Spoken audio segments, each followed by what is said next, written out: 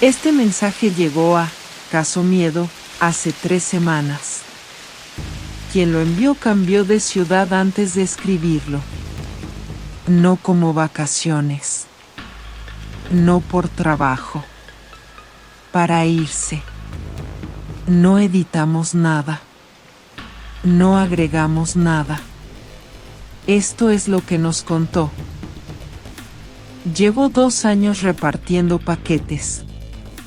No es un trabajo que la gente piensa demasiado. Ves la furgoneta. Ves al repartidor bajar con una caja. Firmas o no firmas y ya está. 30 segundos de tu día. Menos si no estás en casa. Desde adentro es distinto. Desde adentro es una ciudad que desaparece en fragmentos. Un portal. Una escalera. Un nombre en una etiqueta. Pasas 8 horas viendo las mismas calles desde un ángulo que la mayoría no ve nunca. Y en ese tiempo aprendes a reconocer caras. No porque quieras, sino porque el cerebro lo hace solo, sin pedirle permiso. Reconoces al que siempre está fumando en la entrada, al que nunca abre aunque estés llamando, al que baja corriendo desde el 3er piso porque espera algo importante. Reconoces las caras que pertenecen a cada dirección. Eso fue lo primero que noté ese día. Una cara que no pertenecía a ninguna dirección. Era martes. Ruta normal. El sistema me asignó 12 paradas. Nada fuera de lo común. La primera parada era en una calle residencial. Edificio de 4 plantas, portal con telefonillo. Subí el paquete. Llamé al tercero. Mientras esperaba respuesta, miré hacia la acera. Había un hombre apoyado en el muro de la finca de enfrente. 50 años, más o menos. Ropa oscura sin ningún detalle particular. Las manos en los bolsillos. No estaba mirando el teléfono. No estaba esperando a nadie, con cara de esperar a alguien. Solo estaba ahí. Y me miraba a mí. Firmé la entrega y me fui. No pensé más en eso. La ciudad está llena de personas que no están haciendo nada concreto. No es raro. No debería serlo. La segunda parada estaba en un barrio completamente distinto. 20 minutos en furgoneta, cruzando media ciudad. Un local comercial en una calle de paso. El hombre estaba ahí. Las manos en los bolsillos. Ropa oscura. Me miraba. Me quedé un segundo de más con el paquete en las manos. Lo miré. Él no apartó la vista. No se movió. Solo siguió mirándome con esa quietud, que no era natural. Que no era la quietud de alguien que simplemente está parado. Era la quietud de alguien que ha decidido no moverse. Entré al local. Hice la entrega. Salí. Él ya no estaba. Me senté en la furgoneta un momento. Miré por el retrovisor. La acera vacía. Me dije que era coincidencia. La ciudad tiene millones de personas. Ver la misma cara 2 veces, en el mismo día no es imposible. Hay barrios que quedan cerca, aunque parezcan lejos. Hay gente que se mueve mucho. Hay explicaciones para casi todo. Arranqué. Seguí la ruta. Tercera parada. Otro barrio. Una zona de oficinas. Edificio grande, planta baja con recepción. Estaba bajando de la furgoneta cuando lo vi. Esta vez no estaba apoyado en ninguna pared. Estaba de pie en la acera de enfrente, exactamente frente a la entrada del edificio. Y cuando me vio bajar, hizo algo que las 2 veces anteriores no había hecho. Sonrió. No un gesto amplio. No algo exagerado. Apenas una variación en la comisura. Pero lo suficiente para que yo lo notara. Para que yo entendiera que él sabía que yo lo había notado. Entré al edificio sin devolverle la mirada. Hice la entrega. Hablé con la recepcionista 1 minuto más de lo necesario. Cuando salí, él no estaba. Volví a la furgoneta. Me quedé sentado sin arrancar durante varios minutos. 3 paradas distintas. 3 barrios. Un hombre que no estaba esperando ningún paquete. Que no hacía ninguna gestión. Que solo estaba ahí, en cada sitio donde yo llegaba, mirándome. Llamé a la empresa. Pedí hablar con mi supervisor. Le expliqué lo que había pasado. Le dije que necesitaba que alguien revisara las próximas paradas.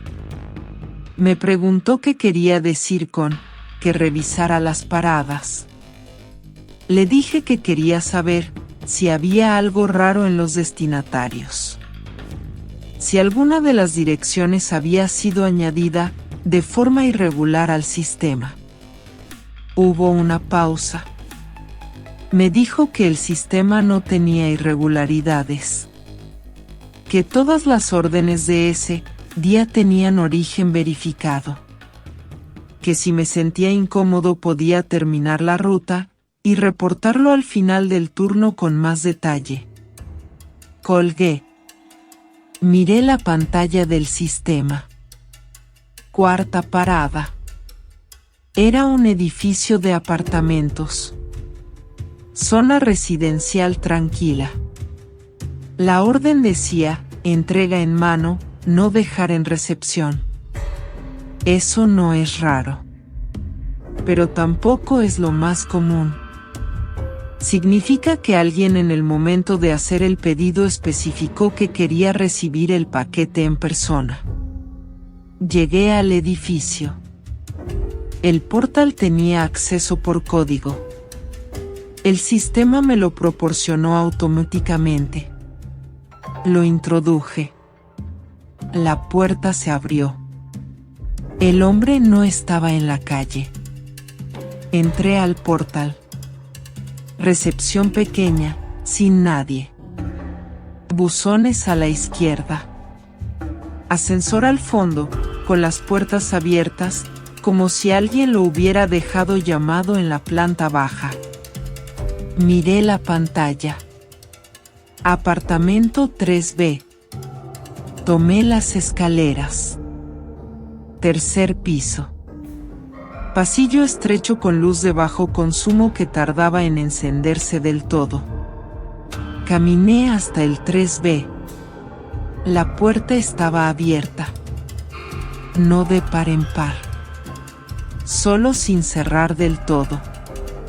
Esa clase de puerta que alguien ha dejado empujada pero sin echar el pestillo.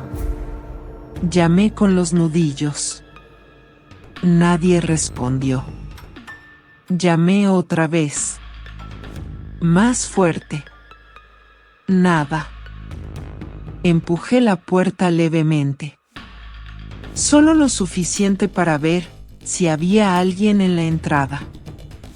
El apartamento estaba vacío. No sin muebles.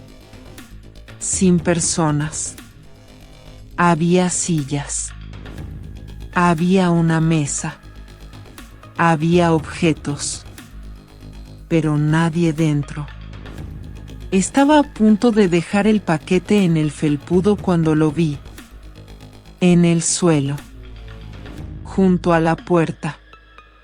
Un papel pequeño, del tipo de los resguardos de entrega de otras empresas de mensajería.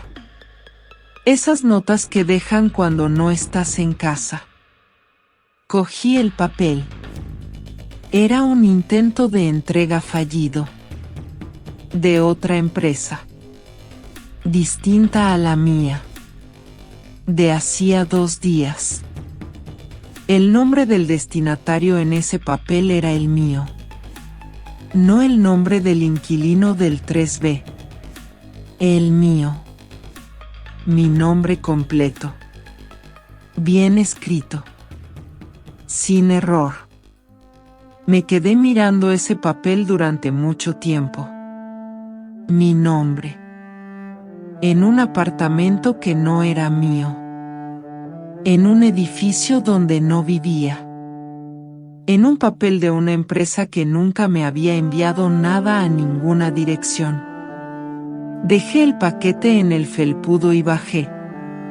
No corrí. Pero bajé más rápido de lo que había subido. Salí a la calle. Miré en las 2 direcciones. La acera estaba vacía. Arranqué la furgoneta. Completé las paradas que quedaban sin incidentes. Cuando terminé el turno, escribí un informe detallado y lo mandé por el sistema interno. Esa noche no dormí bien. A la mañana siguiente, antes de recoger la ruta del día, fui a la empresa. Pedí hablar con mi supervisor en persona. Le mostré el informe. Le expliqué el papel con mi nombre. Le pedí que alguien verificara quién había añadido esas 3 direcciones al sistema y con qué cuenta. Mi supervisor llamó a It mientras yo esperaba. Tardaron 20 minutos. Cuando volvió, su cara había cambiado. Me dijo que las 3 primeras direcciones eran válidas. Clientes reales, pedidos reales, nada irregular en el origen.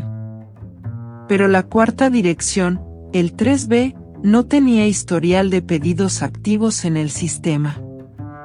La orden de entrega de ese apartamento había sido creada esa mañana. Desde una cuenta de usuario interna de la empresa. Le pregunté de qué cuenta. Me dijo un nombre. Un empleado del turno de tarde. Alguien que no me sonaba. Lo buscaron. Ese empleado llevaba 3 días de baja médica. No había accedido al sistema en ningún momento de esa semana. Le pregunté cómo era posible que su cuenta hubiera generado una orden si él no estaba. Me dijo que eso era lo que estaban tratando de entender. Me dijo que esperara. Esperé 2 horas en una sala pequeña con una mesa y 2 sillas y una ventana que daba a un patio interior sin salida. Cuando volvió, me dijo que la contraseña de esa cuenta había sido cambiada 6 días antes. El sistema registraba el cambio como realizado por el propio usuario. El usuario decía que no había cambiado nada. Que él nunca cambiaba su contraseña. Que la tenía puesta desde el primer día que entró a trabajar. Alguien había entrado en esa cuenta. Alguien que sabía el nombre de ese empleado y que tenía acceso suficiente para modificar su contraseña sin que el sistema generara una alerta. Y con esa cuenta había creado una orden de entrega en un apartamento vacío. Con el código de acceso del portal. Con la especificación de entrega en mano. Diseñada para que yo subiera al 3er piso. Para que estuviera solo en ese pasillo. Para que abriera esa puerta. Le pregunté qué había en ese apartamento. Me dijo que no lo sabían todavía, que iban a contactar con la administración del edificio. Le pregunté si el hombre que me había seguido durante toda la mañana tenía algo que ver con eso. Me miró un momento antes de responder. Me dijo que no podían establecer ninguna conexión todavía. Pasaron 4 días sin que nadie me dijera nada concreto. 4 días de turno normal. Rutas normales.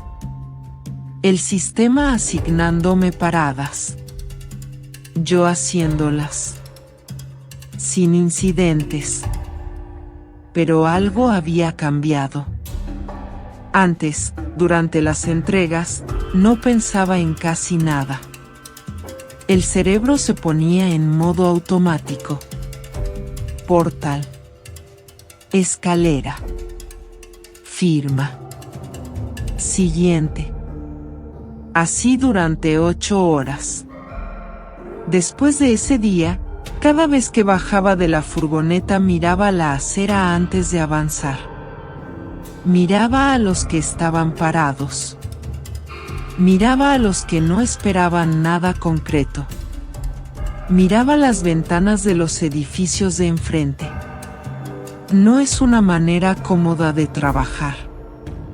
Al 5.º día me llamó alguien de la empresa. No mi supervisor. Alguien del Departamento de Recursos Humanos. Me dijeron que la investigación interna sobre el acceso no autorizado seguía abierta. Que por el momento no había resultados definitivos. Que si notaba algo fuera de lo común debía reportarlo de inmediato. Le pregunté si habían averiguado qué había en el apartamento 3B.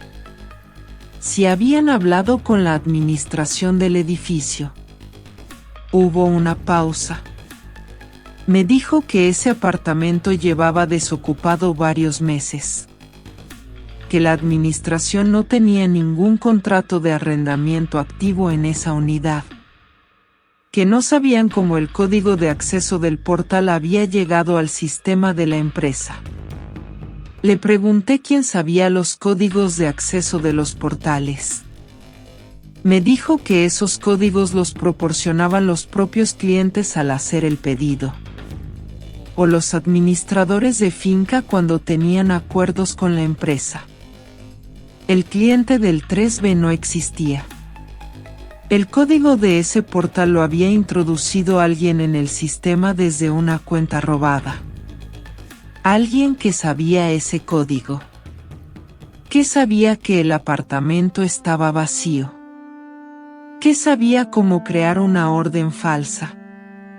Y que sabía que yo iba a aparecer ahí. Esa semana dormí con la cadena de la puerta puesta.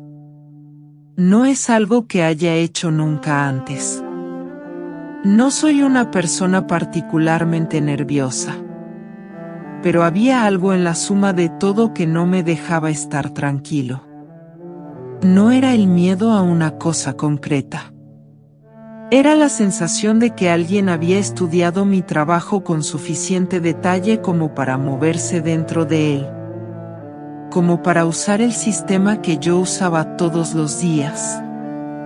Como para aparecer en mis paradas antes de que yo llegara. Eso implica tiempo. Implica atención.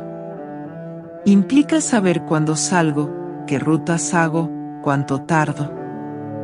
Implica que llevaba siendo observado mucho antes de ese martes. Decidí hacer algo por mi cuenta. Volví a las 3 primeras direcciones de ese día. Fui en mi propio coche, fuera del turno. No como repartidor. Solo para ver. La primera dirección era real. Un edificio residencial normal. Hablé con el portero. Le pregunté, sin dar muchos detalles, si el día anterior había habido alguien parado en la acera de enfrente durante un tiempo. Me miró un momento. Me dijo que sí. que había un hombre que a veces se quedaba ahí, que lo había visto varias veces en las últimas semanas. Le pregunté si sabía quién era. Me dijo que no, que nunca había entrado al edificio, que solo estaba en la acera. La segunda dirección también era real. Un local de papelería. La dueña recordaba la entrega del martes. Le pregunté lo mismo. Me dijo que no había notado a nadie en particular.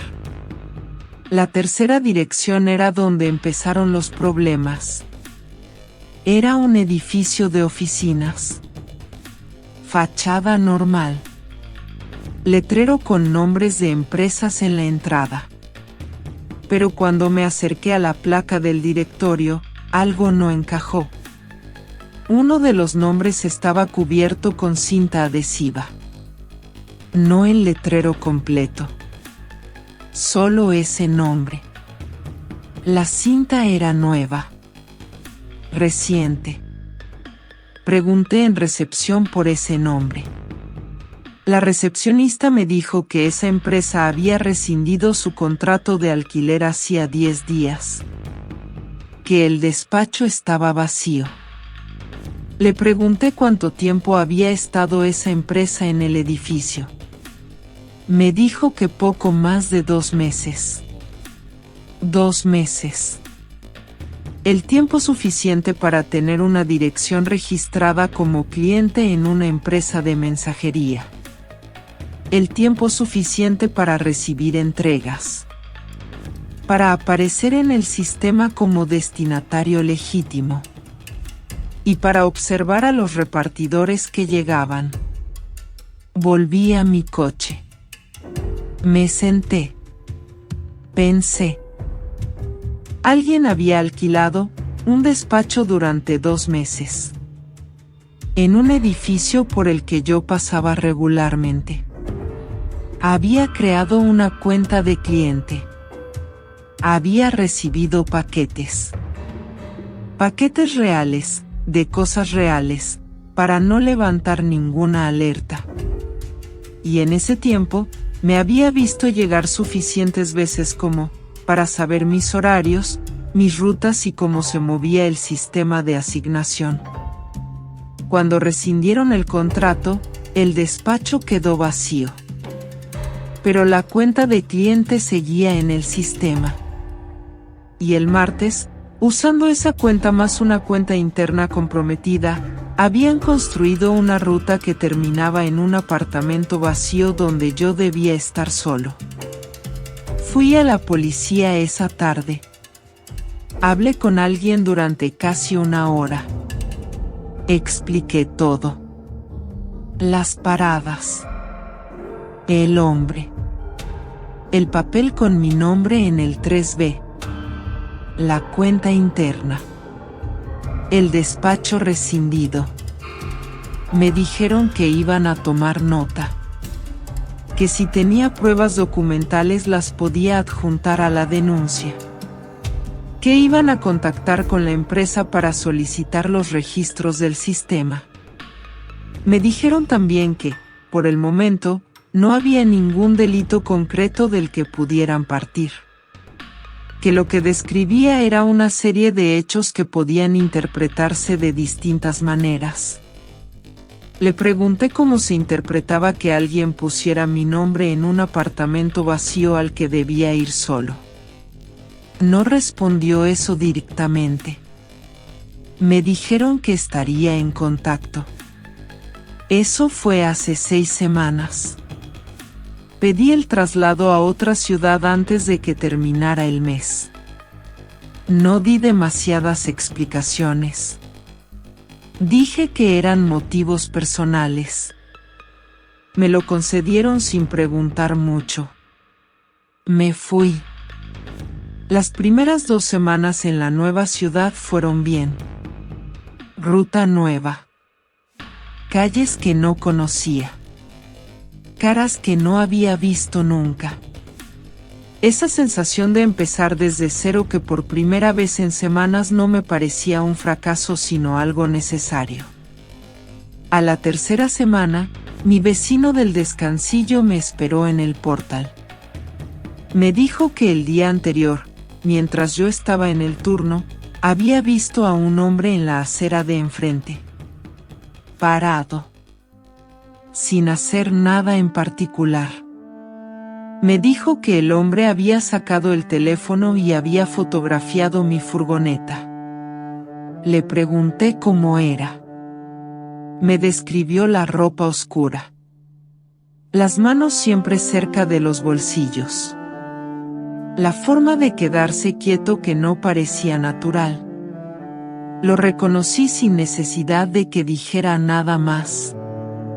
Esa noche abrí el sistema de rutas para revisar las paradas del día siguiente. Todo normal. 12 direcciones. Clientes registrados. Nada irregular a primera vista. Fui bajando por la lista. La última parada no tenía nombre de cliente. Tampoco tenía número de paquete. Solo una dirección. Y debajo, en el campo de instrucciones especiales, una sola línea. Entrega en mano. No dejar sin firma. Le escribí acaso miedo esa misma noche. No sé si lo que está pasando tiene un nombre. No sé si tiene un fin. Sé que empezó con un hombre en una acera y siguió durante semanas a través del sistema que yo usaba para trabajar. Un sistema al que alguien tuvo acceso. Al que alguien sigue teniendo acceso, porque esa última parada en el sistema de la ciudad nueva no pudo llegar ahí sola. Hay una furgoneta aparcada frente a mi edificio. No es la mía. No es de ninguna empresa que yo reconozca. Lleva ahí desde antes de que yo llegara a casa anoche. ¿Cuánto tiempo lleva alguien usando mi trabajo para saber exactamente dónde voy a estar, y a qué hora, antes de que yo lo sepa?